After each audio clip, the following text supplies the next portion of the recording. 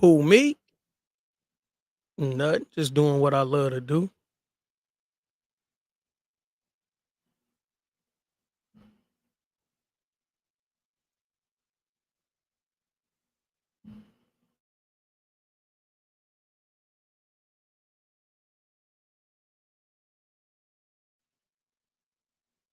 What's up? What's up? What's up, y'all? Make sure this connection A1 for the whistle. One time for the whistle. I'm gonna go right in. I'm gonna wait just a second. Just a second, y'all. I love it. I just seen a notification from YouTube. Everything is working the way it's supposed to work. That's a beautiful thing. It's a lot of different moving parts, and sometimes you get hiccups and hangups. You feel me? So I'm looking at it. Y'all tuned in. Y'all tell me y'all coming. Y'all tuned in. Man, this Wi-Fi is terrible. I got this business Wi-Fi and it's acting crazy. So let me see what else I got.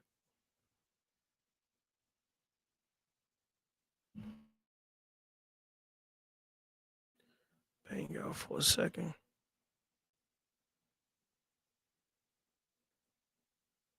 All right.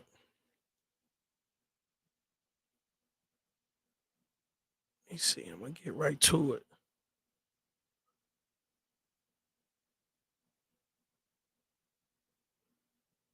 Terrible. But so I want to talk to some entrepreneurs out there, y'all. Show the word and everything. Can y'all hear me?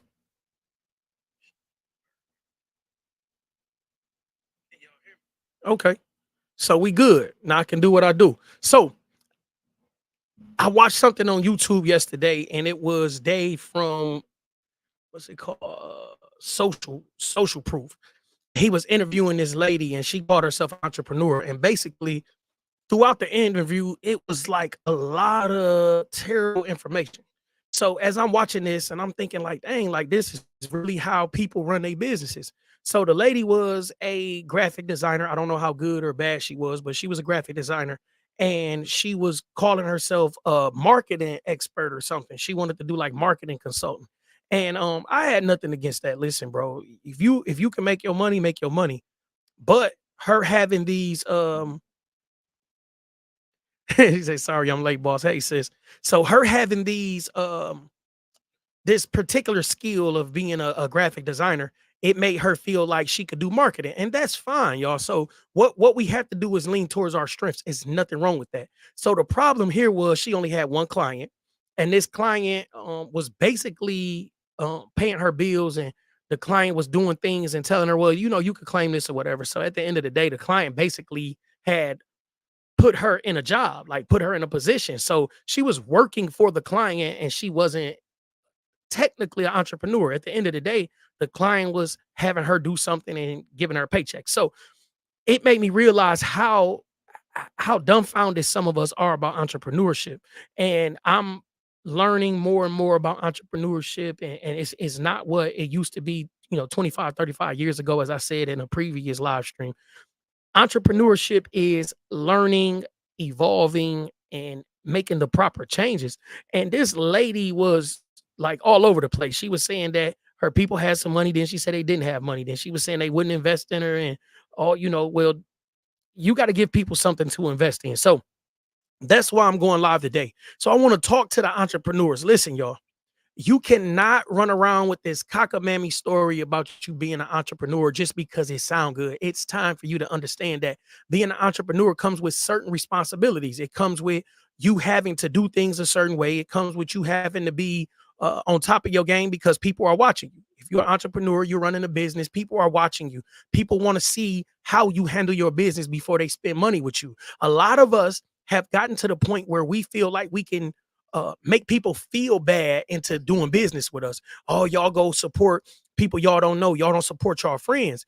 I don't care if you're my friend or family or anything else. If you have a bad service, you have a bad service. So, as an entrepreneur, you have to come correct. And I was watching this lady and she did not come correct. And Dave was all over her.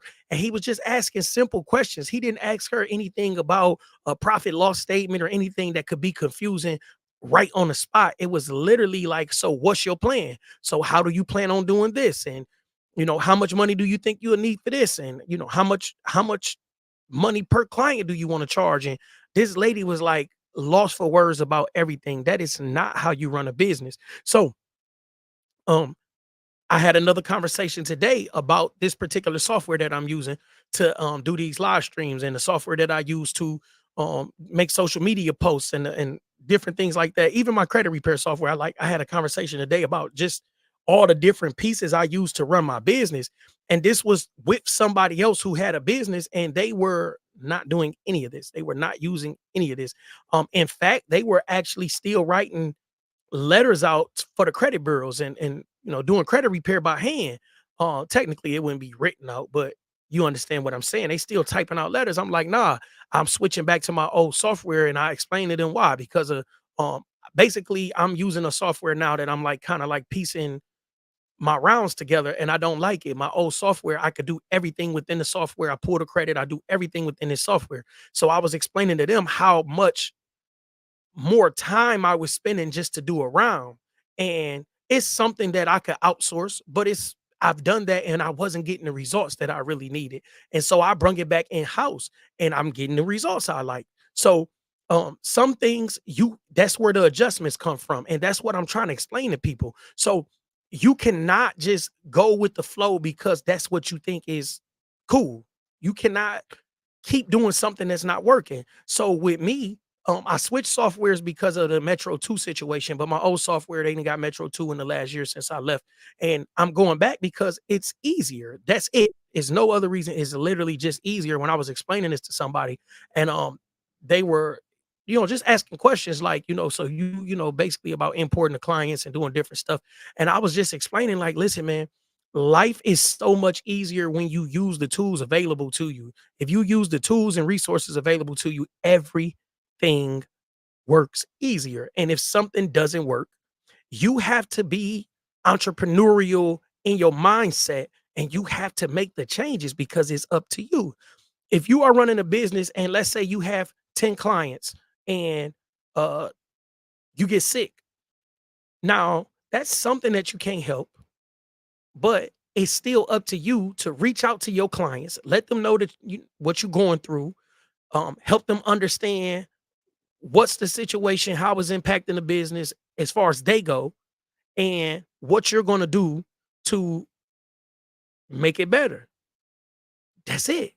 So once you communicate properly, the person that you're communicating with can do one or two things. They can be mad, and it's hard to be mad that somebody is sick and they're reaching out, or they can appreciate the fact that you took the time to reach out and you can still keep your clients happy.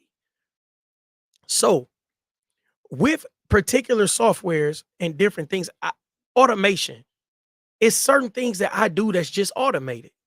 Like I was saying about just social media posts, it's time consuming to make the same post on Facebook, Instagram, TikTok, whatever. Like it's time consuming. And even if you have a social media planner or somebody that does this for you, a social media manager, then they should be using social media software because it's hard and time consuming to do a post here, a post there, the same post, you copying and pasting and doing whatever else. So we have to understand what makes our business run. We have to understand our systems and processes. And when we look at the systems and processes, we have to know what makes it easier. So you cannot run your business in the mud and be mad at people for not using your services or not buying your products. You cannot make things harder for yourself and keep calling yourself an entrepreneur. Like that's going out backwards. We're just gonna say backwards. Stop it. Whatever you're doing, I don't care if you're a barber. If you are a barber and you are not using some kind of calendar software to set up your appointments and do whatever else. If you are a painter and you're not using some kind of software to make your job easier, if you do lawn care services or you do anything else and you do not have something in place to make your job easier, you are not running your business properly. You are not running your business properly. And today you could be running your business a certain way, and tomorrow you can totally upend your business and run it a different way. That's what entrepreneurship is about. It's okay. So you learn something, you do something better. What you cannot do is learn something and think that whatever you're doing is just going to fix itself. If you feel like, well, I'm just going to do such and such, it'll be all right. Your business is going to fall apart because it's not going to be all right. You cannot keep doing the same thing if it's not getting you the results that you expect and think that it's just going to fix itself. As an entrepreneur, it's your job to take full responsibility for the success and failure of your company. It's your job to make the changes necessary to make your company go to the next level. If you are not doing that, then you are not a true entrepreneur. You can be a small business owner, that is fine. But true entrepreneurs learn, adapt, incorporate, and they make sure that they are running the most efficient business they could run. The most effective tools that they can use are being used. And it's sad to hear us. When I say us, I'm talking about black people. It's sad to hear us complain about certain things or make excuses why certain things aren't taken care of, and you want to you want some kind of sympathy and some kind of pity party about your lack of funds or your lack of education or whatever else it is, and that is fine. But what kind of service are you offering? So even if you have a lack of funds and you can't do certain things that the bigger corporations are doing, maybe you can't run TV ads, that's cool. But if you provide a real good service, then people will come back and people will refer other people to you. But if you're running a bad business, and bad business could be bad customer service, it could be a bad product, it could be a number of other things. Like you could always run out. It could be, you could be the way that you're supplying things could be bad. Your supply chain could be bad. It could take too long for delivery. Anything like that. Those are kinks you have to work out as an entrepreneur. And how you work that out is you talk to other entrepreneurs. You look things up. We are living in an information age. Everything is available to you. So it is no excuse for you to run a half-ass business at this point. Nobody wants to hear your excuses. Nobody. When I say nobody wants to hear your excuses, the suppliers that you deal with don't want to hear your excuses. Your customers or clients don't want to hear your excuses. The people on social media don't want to hear your excuses. Once again, things happen, but it's up to you to make the proper adjustments. So get out of the habit of, yeah, man, I was going to do this, but this happened. Trust me, I know how it is. I'm a full-time student. I got so much stuff going on, and I know how it is. And I do have issues sometimes. Like sometimes my software can be down or whatever. Then you communicate with your client or your customers. You definitely have to do what you have to do to keep the people that spending money with you happy, or you're not going to get any new people that spend money with you.